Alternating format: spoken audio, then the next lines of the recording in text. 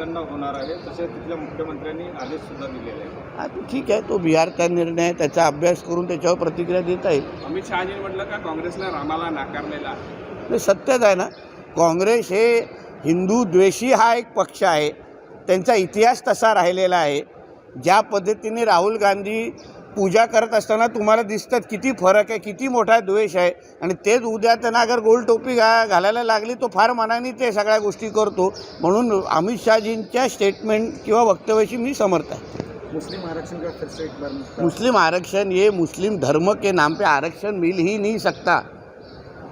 इस बार में कोर्ट ने भी डिसीजन दिया है, मगर मुस्लिम धर्म के अंदर जो अलग अलग जात है उसका अगर स्टडी करके, अगर उदाहरण हमारे मोदी जी ने ही कहा है कि पसमिंदा नाम का जो जात है, जो मुस्लिम धर्म है, उसका स्टडी करके अगर उसको कुछ मदद या आरक्षण की अगर बात हो तो उसके बारे में विचार हो सकता है. मगर मुस्लिम धर्म के नाम पे आरक्षण ये मिल नहीं सकता. इस तरीके की मांग कोई करे नहीं, क्योंकि इस तरह की मांग को हम कोई महत्व देते नहीं.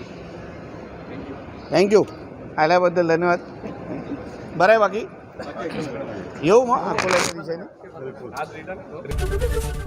एबीपी माझा, उघडा डोळे बघा नीट.